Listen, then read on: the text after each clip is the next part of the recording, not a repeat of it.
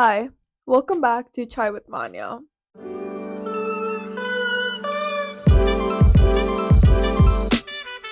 So it has been a very, very long time since I have filmed any sort of video, rather be a sit down video like what I'm doing right now, or a vlog. And it's just the past couple of months I have been figuring out life, and I have still yet to figure out life. And so we're back on track. And for my first video after my so-called hiatus is I'm gonna be reading like Book Talk's favorite books for the month of November. So fun fact, today's actually November 22nd, so I've already started this challenge obviously. And initially I was doing like a reading vlog and updating you while I was reading, but I realized that it wasn't really working as well for me because I will always forget to film my reactions or just tell you guys where I am in the middle. So I thought it's better if I just like sit down at the end of the month and just tell you guys, recap all the books I've read. Before we get into the books part, you guys need to know about my relationship with TikTok. When it comes to TikTok, or Book Talk to be very specific, I don't really trust Book Talk. In the past, any of TikTok recommended books, or like TikTok's favorite books, or like books that are trending on TikTok, anything that I've read from TikTok has been very bad. I've had a very bad experience when it comes to TikTok books. They just always fall flat for me. I feel like books that are trending on TikTok are for people who don't normally read or just want to read as an aesthetic. Like they don't really want to read, they just want it for the aesthetic or to be like a part of like a group or something like a club. And I feel like from my experience, and this just might be my feed, but in my experience, the genres that really trend the most on TikTok are romance and romantasy. And specifically, enemies to lovers is all over my place. The fact that like people rate books according to spice levels is something that's very, I'm still like digesting that because that was not a thing while I grew up. Don't get me wrong, I do like a good spicy book, but I don't need every single book to be very spicy. And after a while, it just gets very reused, so my experience with TikTok has generally been very bland. By the way, disclaimer, I will be talking about the books, not the authors. Anything I say, if you guys don't like it, I'm not taking it, don't take it as a personal dig at the authors. It is about the book and the book itself. So, the first book I read, The Love Hypothesis by Ali Hazelwood. This book has been literally everywhere on TikTok. I have been seeing it everywhere all the time for quite a long while. And it's also it's also being adapted into a movie which stars Lily Reinhardt, and I'm so sorry, I don't know who the male character is. Let me explain the setting for you guys. Our two main characters are Olive and Adam, and Olive is a PhD student. She's 26 years old, while Adam is a professor, and he's 33, 32 years old. They both, Olive is not Adam's student, and she's never interacted with Adam throughout her PhD career. It's not a weird teacher-student relationship. I feel like that's so important to get that out there. It's a very scientific setting because she's a biology PhD student, and there are adults. And starting off, I like this book. Starting off, like in the beginning chapters, I enjoyed it because I don't come across romance or like romance leads who are in their late 20s or like early 30s. And as a 23-year-old, it's so much better to read about like people who are in their late 20s than read about people who are in their late teens, because when you read about teenagers, you can just feel the immaturity go through the books, and you'll be like, it's just so much harder to relate. I just feel like I'm reading about amateurs. And when I read about late 20s, people in their late 20s, it just feels more like an adult, or like I feel like I'm able to relate to it more. So initially I enjoyed reading it because it's a very light book. It's very light, it's very fun. You don't need to use a lot of brain power, and it's very easy to comprehend. And right before I started reading this, I was reading The Handmaid's Tale and not the Da Vinci Code, Angels and Demons, and those two are pretty like you need to pay your full attention. Otherwise you're gonna miss out important details. But this book was very light, it was like a fun read. So I did initially enjoy it. However, right off the bat, one thing that I noticed was it is such a Wattpad style book. The Love Hypothesis is the type of book which I would exactly categorize as Wattpad book. An important lore about me is that I was a massive Wattpad girl back in the day. Like when I was in high school, I read so much Wattpad, like so much Wattpad. So I am very well versed in the world of Wattpad and fanfiction. And when I talk about Wattpad types book, I'm talking about very stereotypical, very cliches, very tropey books which are good, but necessarily I would not expect them to be published. Books that make me convince myself I can write a book too. This is a very Wattpad style book. One of my biggest problems with this book is, and I think this is like the biggest problem of this book, is that the world building is done very, very, very, very poorly. Like I have it, it's so impossible. Like it's almost impossible to imagine the characters or the setting. I have literally no idea what Olive looks like. I have no idea what her room looks like. I have no idea what her lab looks like. I have no idea what any of these setting looks like, and it gets very hard and frustrating after a while because I'm a very imaginative reader. I like to picture things while I read, and if I can't picture things, I'm not gonna have fun. I'm gonna be confused. The time placement is also very weird. The way things progress in this book was so quick and so unrealistic that I was like, how do you get from this place to this place so quickly? The author probably should have spent more time world building, because for me I had a hard time understanding the setting of this book. And like, going off that, they literally acted like teenagers, especially Olive, our main character, literal teenager. The choices, the actions, the decisions the characters make are just so stupid and so immature. I just don't feel like adults act like this way. Or maybe I'm just too mature for my age. Story maybe about adults, but it reads off as a very, very teenage behavior. Which which leads me to my next point, which it really thoroughly irritated me about this book, is that Olive is a very, very, very anxious character. Like, she is very, very, very, very anxious to the point that she's almost unreadable. The ironic part is that like, it's I I want to read about characters having anxiety, because I I understand anxiety a lot. Like I have gone through, I empathize with Ollie when it comes to anxiety, because I have really bad anxiety. Like I have gone through shit with anxiety. As a person who has a lot of anxiety, just seeing Olive being so anxious, like to the point she's so anxious that it became so unreadable, was very ironic to me. Olive just made me more anxious. Like it did not help. What didn't help was her friends suck. Like Olive is such a massive, massive pushover, and her friends are horrible, and her friends are all suck. And I was like waiting for a moment where Olive realizes her friends are literal shit, and that she will drop them. But that never came. And like she was always just finding all the crap her friends put her to. It's so annoying to read. It's like there's no revenge moment or like perfect like comeback moment.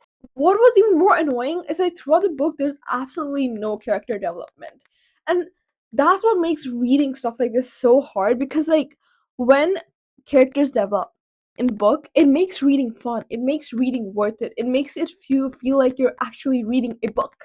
But when characters remain the same, it's just so frustrating, because the character ends up getting all the good things when they haven't changed their ways. And I'm not saying the character needs to be perfect. All characters are flawed, and we like reading flawed characters. But there needs to be character development. You need to learn from your mistakes and move on. But this never happens. None of the characters go through any sort of development. Is that it was just the human interactions, the world, the setting was just so unrealistic that I'm giving this a 3 out of 5.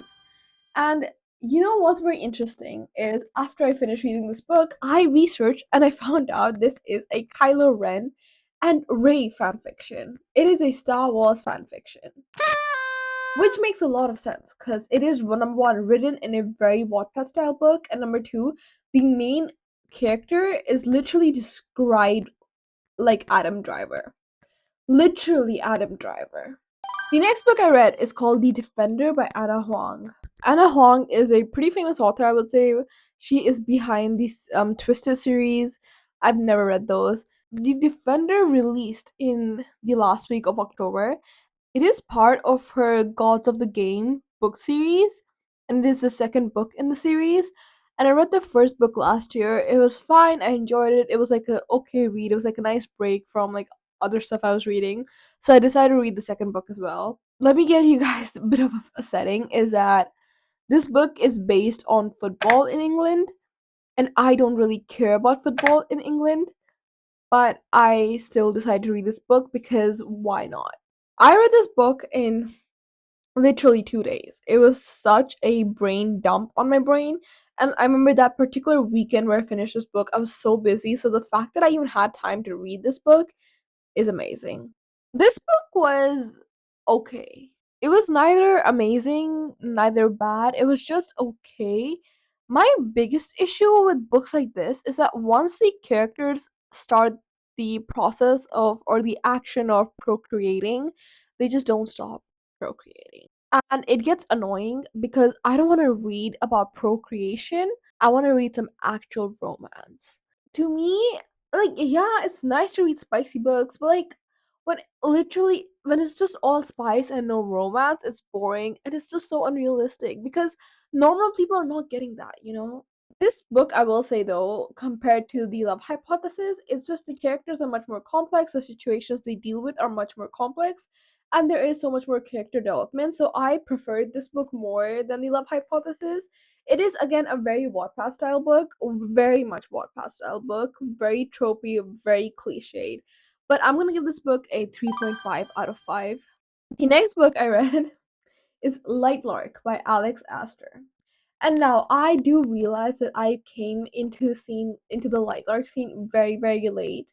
Now, going into Lightlark, I was not exactly objective because I already knew about Lightlark before. And here's why. Last year, I saw Lightlark trending on TikTok a lot. And at that point, my bad relationship with TikTok had not been established yet. So I bought Lightlark. Then I went to the gym and I had not started reading Lightlark, but I wanted to work out and I wanted to hear the audiobook for Lightlark. Was I gonna buy an audiobook? No. Will I rather search up audiobooks on YouTube for free? Yeah. So I did that. I searched Lightlark audiobook on YouTube. Unfortunately, I did not find audiobooks. What I did find was a bunch and bunch of reviews on Lightlark, and they were not good. So my relationship with Lightlark was doomed to begin with. And it took me a year to build up the courage to finally read because I bought the book, not gonna get my money back, might as well read it. And because I heard so many things about Lightlark and entire drama with the author, I'm not gonna get into that. We're not gonna cover that. I was like, you know what? I might as well read it now and like build my own judgment. And like, I feel like this video is like the perfect place to read this book. Now, I have a lot of words on Lightlark, and I feel like I can make a 20-minute video on Lightlark itself, but I'll just highlight my key issues with Lightlark. First of all, power balances. And this is something that I've started noticing a lot in romantasy books and it's starting to get to me is that I hate it when the male actor is always like male character is always like 500 or 600 years older than the female character. It is not romantic. It is creepy. Find someone your age, not someone who's 17. The romance in this book had no chemistry. Literally no chemistry. Like there were two romantic prospects and like I did not feel anything. I did not feel the romance in this book was so bad. I can't like maybe I'm gonna make a new video on Lightlark. There was absolutely no chemistry in any of the romantic partners.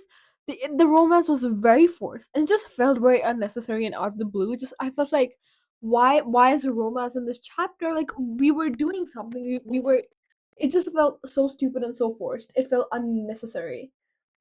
The world building is done so poorly that I read literally 400 pages about Lightlark and I still don't know anything about Lightlark. I have no idea how Lightlark looks. I have no idea how any of the characters look. I have no idea about how the magic system works. I literally it felt like everyone was able to do everything when it came to magic. I just did not understand how magic is distributed in this setting or in this world. Nothing made sense. Literally, like I am as confused as I was on chapter 1 page 1 as I am on the last page. Reading the book and finishing the book, you're still on the same page when it comes to knowing about Lightlark. The fact that this book got a sequel and a third book is very surprising to me. Like I am genuinely damn, like wow. I who's reading all these books?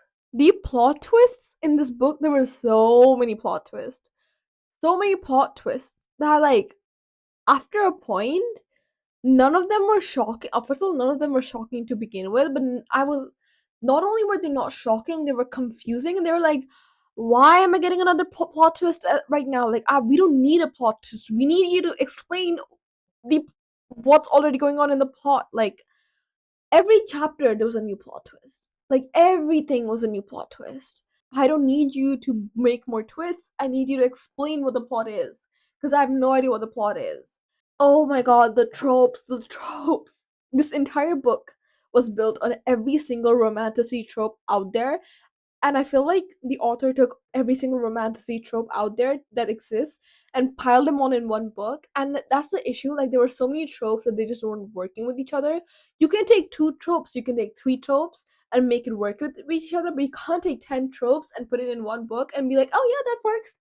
Was there even a development editor on this book? I don't think so. Like, this was bad. This was, I'm so sorry, but like, I genuinely wanted to be like, this is not as bad as their YouTube reviews were. Like, I thought people were exaggerating, but this was honestly not it. 1.5, and one is for me reading the book. So the next book I read is Fourth Wing by Rebecca Yarros. I heard a lot of things about this book, a lot of things. And like, I will say 70-80% were good, but 10-20% were bad. I genuinely had no idea what this. I just knew dragons were involved. I had no idea what this book was going to be about until I started reading it, and I really enjoyed this book.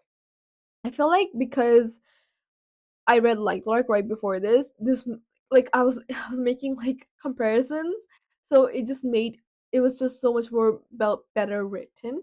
I've read Fourth Wing and I've read Iron Flame, which is the second book, and I finished Iron Flame last night and I started Onyx Storm today. So I'm only gonna review the first two books.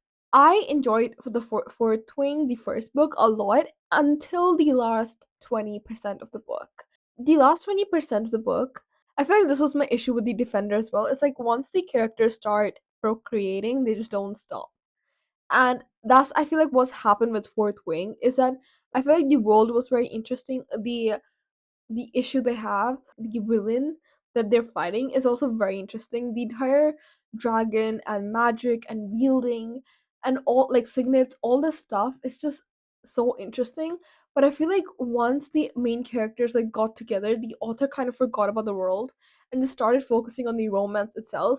And literally, the second book just felt more like a romance book to me with a backdrop of fantasy. Where I feel like in fantasy or like romantasy books, fantasy has to be the main thing and romance has to be the backdrop, but I feel like here it kind of switched. Iron Flame just felt like to me as if I was reading a romance book. Like, their romance, the love story took precedence over everything else. I feel like because the love story took precedence over everything else, there were quite a few plot holes and there were quite a few things where I feel like the author could have very easily expanded on, like some more characters, some more plot details, like, like a side plot or subplot, which could have added so much to the story and would have made so much more sense, and like it just would have made the world so much more interesting. But because the author decided to focus more on romance, the love story, it just kind of went in the back and like it kind of blurred down. It makes me sad because I feel like there's just so much good potential for this book, but it got sidetracked. I feel like the fantasy, the world building, the magic just got sidestepped by the romance. The first book, I'm gonna say like a 4.2, 4.3 out of 5. The third book, I'm gonna give it a 3. Second book, I'm gonna give it 3 out of 5. And some people might be like, oh, well, so what if it's more focused on romance? And like, yeah, it's fine for a book to be more focused on romance, except for then it should be marketed as a romance book and not as a fantasy book. Second of all, the circumstances and the situations the characters are in, I feel like it makes more sense if you explain the fantasy or you focus on the plot more, because I there's such high tensions in the book that I'm more interested in solving the problems than reading about the romance part of the authors of the characters. So I will come back and I will update you guys on Onyx Storm and the other books I will read. So I finished Onyx Storm last night, and Onyx Storm took me the longest out of all the books I've read this month. I think Onyx Storm kind of took me the longest to finish, And it was purely because I, for some reason, just could not get myself interested in this book. It felt like such a drag. The entire book just felt so boring, so slow. I feel like literally everything that happened in the book, all the events in the book were pointless. Like nothing really happened in this book. It just seemed to drag on and on. And I felt like the romance between Violet and Zayden just wasn't doing it anymore for me. The plot didn't really progress in the sense nothing new happened in this book. We didn't really learn anything that interesting. Like a lot of the huge questions that Iron Flame left us on, they just weren't answered, and I feel like the same situations just kept on repeating itself over and over again in this book. It just felt like a filler book, really. It was so unnecessary. It was so unnecessarily long as well. And it's such a bummer because I really did enjoy the Fourth Wing. I loved Fourth Wing. Fourth Wing was a really good book. I really, really enjoyed Fourth Wing. Iron Flame was kind of fine. I was like, this is not really best, but it's not the worst. And then Onyx Storm was just, it was so bad to the point that I honestly, I'm not interested in reading the series anymore. I don't think I'm gonna read the fourth or the fifth book when it comes out. I'm just not that interested. Like I said earlier, one of my biggest issues is that when Rebecca Yarrow started on the romance aspect, like like when the romance between Violet and Zayden started like full fledged, I feel like that became the entire point of the series and not the plot. There are so many plot holes. The world building has been done very poorly in the last two books. I just have so many questions about the magic system, about the world, and just it just all goes unanswered. And the only thing that the plot focuses on is Zayden and Violet's romance, and that's not that necessary. I think it's really, really important to establish the world building and the magic systems. I don't know. I just did not find Onyx Storm that rewarding. My rating for Onyx Storm is 2 out of 5. I just did not see it. So after I finished Onyx Storm, I still had a couple of days left until November ended, and decided to read another book. And this time I read Icebreaker by Hannah Grace, and this is the last book I have read in the month of November. Today is literally the 29th of November, so I just finished the book. And frankly, I think out of all the books I've read in November, this was definitely the most difficult to get through. I honestly, going into this book, I had absolutely zero expectations. I did find the entire trope interesting because the male protagonist is a hockey player and the girl is a figure skater. When I was in school, I was pretty obsessed with figure skating, like the actual sport. So I was pretty much interested in like the setting, and I was like, I knew it, I wasn't expecting a lot, but I just it was this book was honestly one of the most slowest books to get through that I've ever read in my life. I did not get the chemistry between the two main characters. There was no chemistry between any of the characters in the entire book. The plot just felt very weirdly paced. I will say it is a good representation of a healthy relationship. They do have a pretty healthy relationship and they do have good communication going on, but I just don't feel the chemistry. I feel like there were way too much drama going on, but at the same time it just felt so unnecessarily long. So like, let's say at the 20% mark of the book there was a drama, a big drama, then it ended. Then the 40% mark of the book, there's another big drama, then it ended.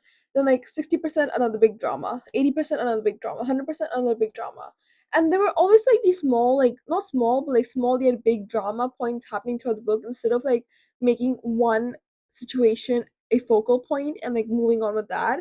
There was just so many little drama points that I just did not I was unable to get myself into it. I just could not get into the chemistry. I did not get in any of the characters.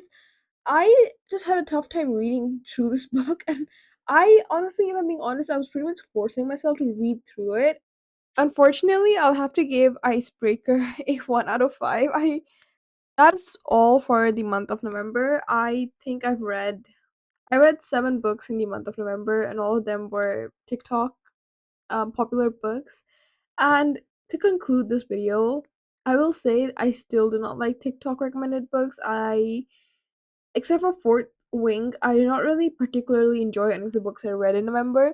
A lot of them are very frustrating, and I just still feel like TikTok recommended books or like book talk is mainly for people who find the aesthetic of reading pleasing or just want to get into the aesthetic of reading. Thank you so much for watching this video if you stuck around till the end.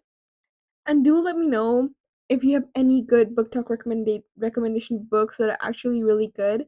So do give me your recommendations. And I'll see you guys in my next video.